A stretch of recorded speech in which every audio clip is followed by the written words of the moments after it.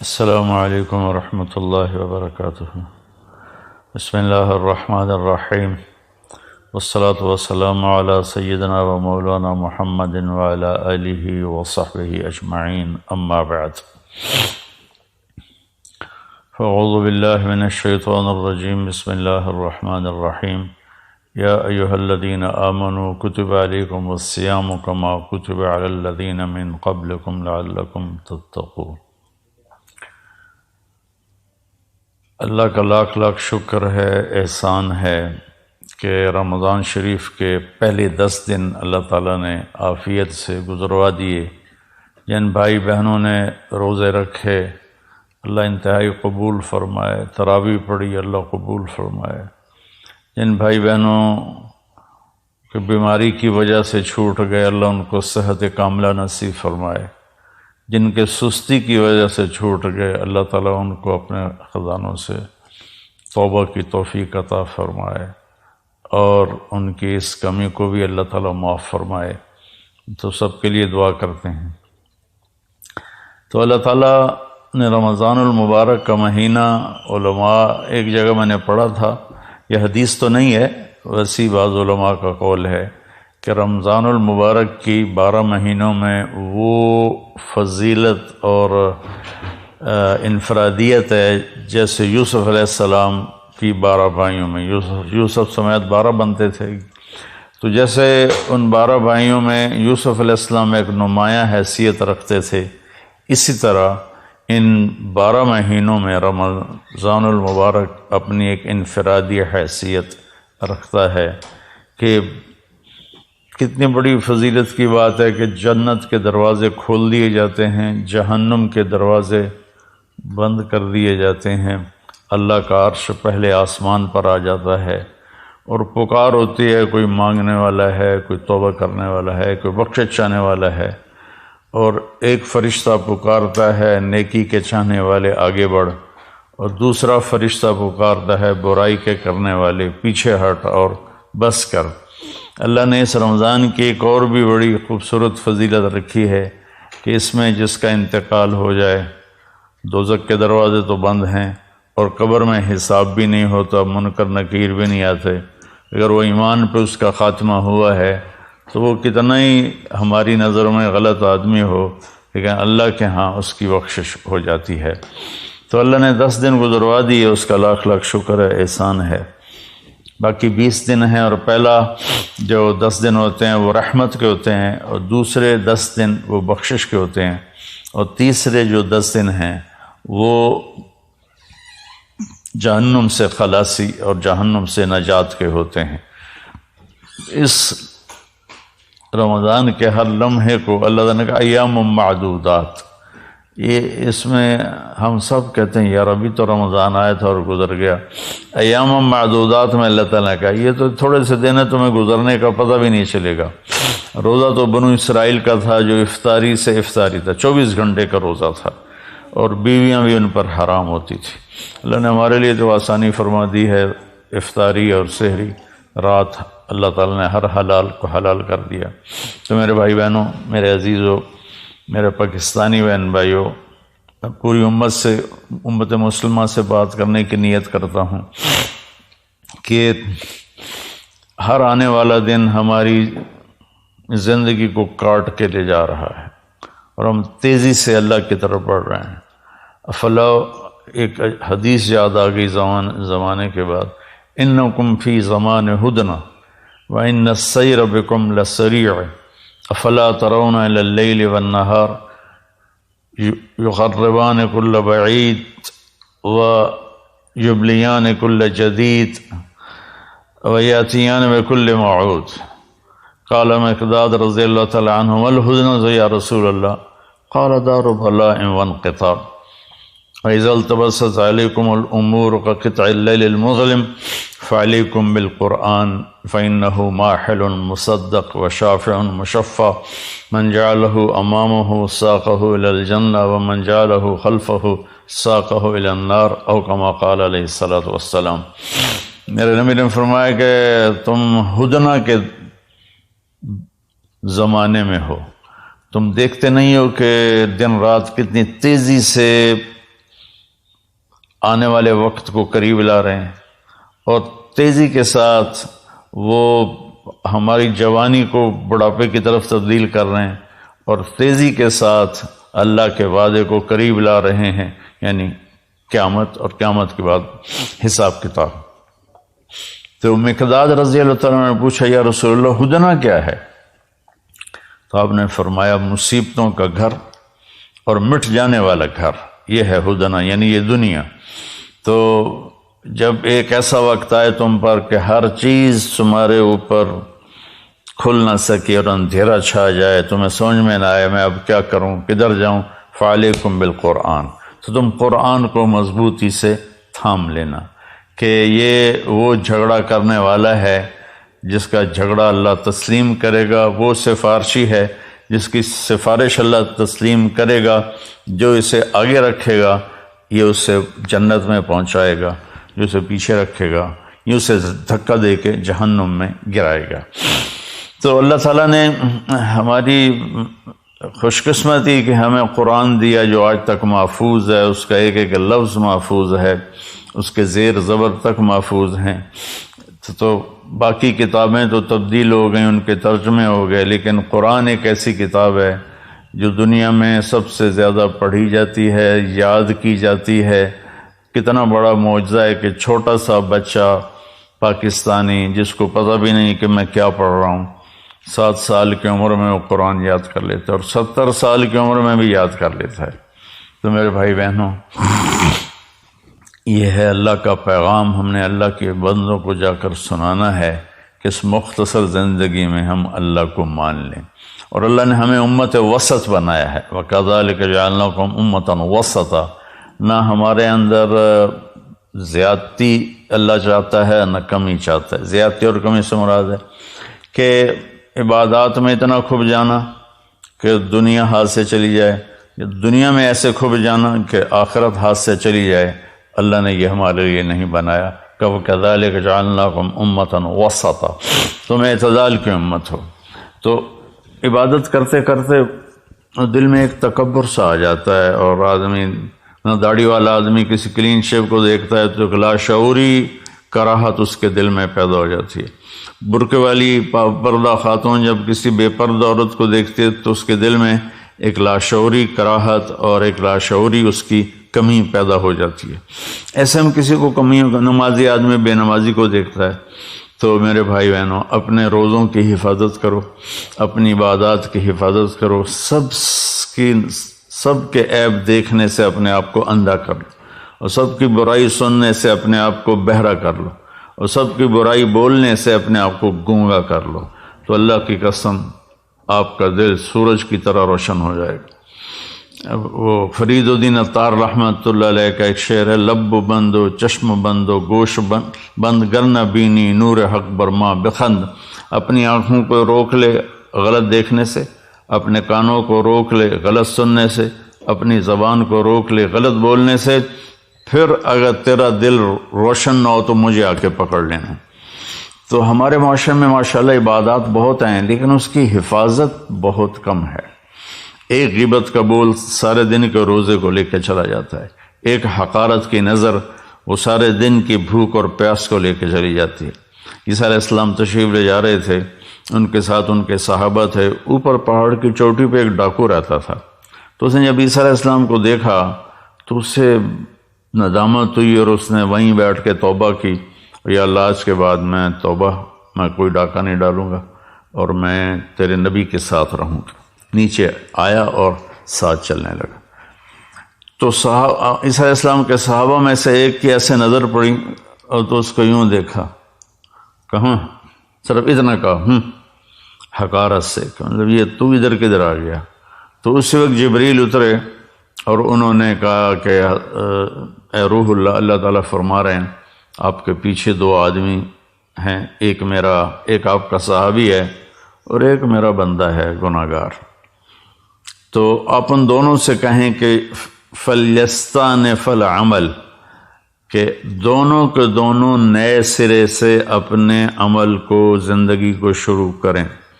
جو آپ کا صحابی ہے اس کے سارے عمل میں نے رد کر دیے ایک میرے بندے کو حقیر سمجھنے کی وجہ سے، اور وہ جو ڈاکو ہے اس کے سارے گناہ میں نے معاف کر دیے ندامت کی وجہ سے۔ تو اب دونوں زیرو ہیں، ایک کی جو بیلنس شیٹ ہے اس میں سے ساری نیکیاں مٹ گئیں، کسی کو حقیر سمجھا، دوسرے کی بیلنس شیٹ سے سارے گناہ مٹ گئے کہ ندامت آئی، 2-4 آنسو ٹپکے اور وہ ساتھ ہو لیا۔ ہم اپنے اس روزے کی تلاوت کی کتنی ماشاءاللہ لوگ ہمت کرتے ہیں، تو کئی تو ایک دن میں پورا قرآن ختم کر دیتے ہیں۔ تو اس کی حفاظت بھی کرنی ہے کہ ہماری آنکھیں عیب نہ دیکھیں، ہماری زبان غیبت سے بچے، ہمارے کان برائی سننے سے بچیں۔ معاذ اسلمی رضی اللہ تعالیٰ عنہ کو حد لگی اور وہ ان کو سنگسار کیا گیا، تو 2 صحابی آپس میں باتیں کر رہے تھے کہ اچھا بھلا اللہ نے پردہ ڈالا تھا، اپنے آپ کو اس نے ننگا کیا اور رسوا ہوا، آپ نے سن لیا۔ آگے جا رہے تھے تو ایک گدھا مردہ پڑا ہوا تھا، اس کی ٹانگیں پیٹ پھول کے اور ٹانگیں اوپر ہو گئی تھیں، تو آپ نے کہا وہ ان 2 کو بلاؤ۔ جب وہ آئے تو آپ نے فرمایا کہ یہاں بیٹھ جاؤ اور اس کو کھا لو۔ وہ کہنے لگے یا رسول اللہ یہ آپ کیا فرما رہے ہیں، مرا ہوا حرام مردار ہم کیسے کھائیں؟ تو آپ نے فرمایا ابھی جو تم نے اپنے بھائی کا گوشت کھایا ہے وہ اس سے بھی زیادہ گندی اور غلیظ چیز ہے جو تم نے اس مرنے والے کی غیبت کی ہے۔ پھر آپ نے کہا والذی نفسی بیدہ، اس ذات کی قسم جس کے قبضے میں میری جان ہے، میں اب اس کو دیکھ رہا ہوں ینغمس فی انہار الجنہ، وہ جنت کی نہروں میں غوطے لگا رہا ہے، اور تم غیبت کر کے اپنی ساری کمائی گما بیٹھے ہو۔ تو میرے بھائی بہنوں، روزے کی حفاظت کریں، غیبت چھوڑیں، گالیاں چھوڑیں۔ ہمارے معاشرے میں اذا تصابت امتی سقطت من عین اللہ، جب میری امت ماں بہن کی گالیوں پر آ جائے گی تو اللہ کی نظروں سے گر جائے گی۔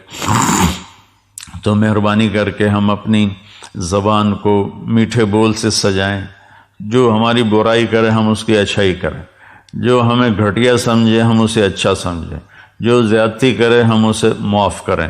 تو اللہ کی قسم اللہ آپ کا کفیل بھی بن جاتا ہے، وکیل بھی بن جاتا ہے، اور رقیب بھی بن جاتا ہے، حفیظ بھی بن جاتا ہے، شہید بھی بن جاتا ہے، ولی بھی بن جاتا ہے، نصیر بن جاتا ہے، سارے اللہ کے جو نام کفا باللہ علیما، کفا باللہ ہادیم ون، کفا بربک ہادیم و نصیرا، کفا باللہ شہیدا، کفا باللہ رقیبا، کفا باللہ ولیہ، الیس اللہ بکاف عبدا فسیکفیکہم اللہ والسمیع العلیم۔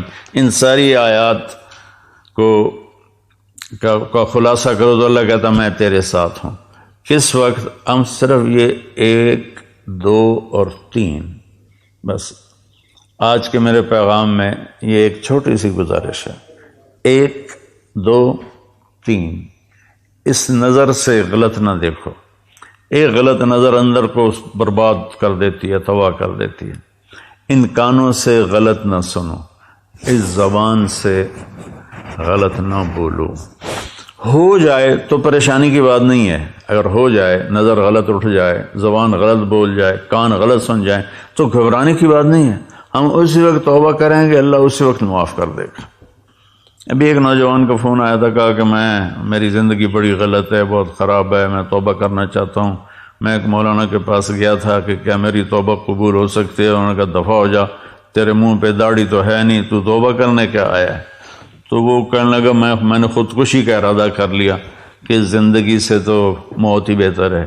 پھر کہیں سے میرا نمبر ملا تو اس نے مجھے بتایا، پھر میں نے اس کا بیٹا اللہ کہتا ہے اتنے گناہ کرو کہ آسمان کی چھت کو لگا دو، پھر ایک دفعہ کہہ دو یا اللہ معاف کر تو میں ساری معاف کر دیتا ہوں۔ اور میرے نبی نے فرمایا دن میں 70 دفعہ توبہ توڑ کے توبہ کر لے تو اللہ تعالیٰ اس کی بخشش فرما دیتا ہے اور اس سے اپنی دوستی کو برقرار رکھتا ہے۔ جاوید چودھری صاحب بڑے اچھے کالم نگار ہیں، میری بڑی ان سے محبت ہے، دوستی ہے، تعلق ہے۔ انہوں نے ایک دفعہ مجھے فون پہ لیا، مجھے کہا کہ مولانا آپ لوگوں کو گناہوں پہ دلیر کر رہے ہیں۔ میں نے کہا وہ کیسے؟ کہ آپ کہتے ہیں جتنی دفعہ مرضی توبہ توڑو، توبہ کر لو گے تو اللہ معاف کر دے گا۔ اگر آپ کا نوکر 2-3 دفعہ غلطی کرے تو چوتھی دفعہ آپ اسے معاف کریں گے؟ میں نے کہا جاوید بھائی آپ نے مجھے اللہ کے برابر کر دیا، میں تو انسان ہوں، میرا تو بیٹا اگر میرے مقابلے میں آئے گا تو میں کہوں گا بھائی اپنا راستہ الگ کر لو، میری جان چھوڑ دو۔ وہ اللہ ہے، اللہ جو اپنی زبان سے کہہ رہا ہے کہ تمہارے اتنے گناہ ہوں۔ عرفات کے میدان میں جب آدمی پہنچتے ہیں تو اللہ کہتا ہے اتنے گناہ لاؤ جتنے بارش کے قطرے، اتنے گناہ لاؤ جتنے درختوں کے پتے، اور اتنے گناہ لاؤ جتنے ریت کے ذرے، اور اتنے گناہ لاؤ جتنے جس دن دنیا پیدا کی تھی اس سے آج تک جتنے دن اور رات آئے اتنے گناہ لے کر آؤ۔ ایک آدمی، ہر آدمی اتنے گناہ لے کر آئے اور تم کو یا اللہ توبہ، تو اللہ کہے گا جاؤ معاف کیا۔ تو اللہ نے اس کے ساتھ توبہ کا دروازہ رکھا ہے۔ بعض اوقات شیطان نا امید کر رہتا ہے جی میری تو زبان پھسل جاتی ہے، گالی نکل جاتی ہے، غیبت ہو جاتی ہے، یا میری نظر غلط اٹھ جاتی ہے، تو جہاں غلطی ہو وہیں توبہ کرو، اللہ اسی وقت معاف کر دیتا ہے، کھڑے کھڑے معاف کر دیتا ہے۔ مثلا میں اپنے بیٹے پر تھوڑی سی سختی کروں گا نا تو اس کے دل کے اوپر ایک اثر آ جائے گا، پھر اس کو قریب کرنا چاہوں گا تو وہ قریب نہیں آئے گا۔ میرا مالک، میرا جو جی ایم ہے، وہ مجھ پر زیادتی کرے گا تو میرے دل میں ایک اثر آ جائے گا، وہ معافی مانگے گا تو میرا دل نہیں کرے گا معاف کرنے کے لیے۔ اور اللہ اثر سے پاک ذات، ہمارے گناہوں کا اس پر کوئی اثر نہیں ہے، نہ ہماری نیکیوں کا اس کو کوئی نفع ہے، نہ ہمارے گناہوں کا اس کو کوئی نقصان ہے۔ لن تبلغوا ضری فتضرونی ولن تبلغوا نفعی فتنفعونی، کہ تمہاری عبادت مجھے کوئی نفع نہیں پہنچاتی اور تمہارے گناہ وہ مجھے کوئی نقصان نہیں پہنچاتے۔ تو برائے مہربانی اگر غلطی ہو جائے تو مایوس نہیں ہونا چاہیے، فوراً توبہ کرنی چاہیے۔ ایک نوجوان کہنے لگا جی پھر کیا فائدہ، ادھر توبہ کرتے ہیں ادھر توڑ دیتے ہیں۔ میں نے کہا تم کرتے رہو، ایک دن ایسا آئے گا کہ اللہ تعالیٰ تمہیں ایسی محبت کی نظر سے دیکھے گا کہ اللہ تیرے دل سے سارے گناہوں کی رغبت نکال دے گا۔ نہ دلیر ہونا، اللہ غفور الرحیم ہے، معاف کرے گا، اور شراب کی بوتل چڑھا لی اور فحاشی میں لگ گیا، بدکاری زنا میں لگ گیا، اللہ بڑا غفور الرحیم ہے، یہ بھی شیطان کا چکر ہے۔ گناہ پہ ندامت کے آنسو یہ ساری رات کے نفلوں سے اللہ کو زیادہ محبوب ہیں۔ ایک میرے دوست تھے، تو ایک دن ان کا فون آیا اور چیخنا شروع کر دیا زور زور سے فون پہ ہی۔ میں نے کہا بھائی کیا ہوا کیا ہوا؟ مجھے شراب کی عادت لگ گئی ہے، چھوٹ نہیں رہی۔ تو میں نے کہا تیرا یہ جو رونا ہے نا یہ تمہیں اس سے آزاد کر دے گا۔ گناہ کی ندامت بعض اوقات نیکی سے بھی افضل ہوتی ہے۔ تو بھائی بہنوں، ہم یہ ایک بدو آیا، یا رسول اللہ ہمارا حساب کون لے گا قیامت کے دن؟ تو آپ نے کہا اللہ۔ تو کہنے لگا واہ واہ واہ واہ، موجاں ہو گئی ہیں موجاں، بخن بخن، جو ہماری پنجابی میں موجاں ہی ہو گئی ہیں موجاں۔ تو آپ نے فرمایا بھائی کیوں کہہ رہے ہو موجاں ہو گئی ہیں بخن بخن؟ کہ یا رسول اللہ بڑا طاقتور بھی ہے اور بڑا سخی بھی ہے، اور سخی آدمی اور مہربان آدمی پکڑ بھی لے تو چھوڑ دیتا ہے، تو وہ تو اللہ ہے، امید ہے اللہ ہمارے گناہوں کو معاف فرمائیں گے۔ تو بیلنس یہ ہے کہ میرا اللہ غفور الرحیم ہے تو گناہوں کے راستے پہ نہ چلیں، اور میرے اللہ نے جہنم بنائی ہے تو مایوس نہ ہو جائیں، بلکہ اس کے درمیان کی زندگی ہو۔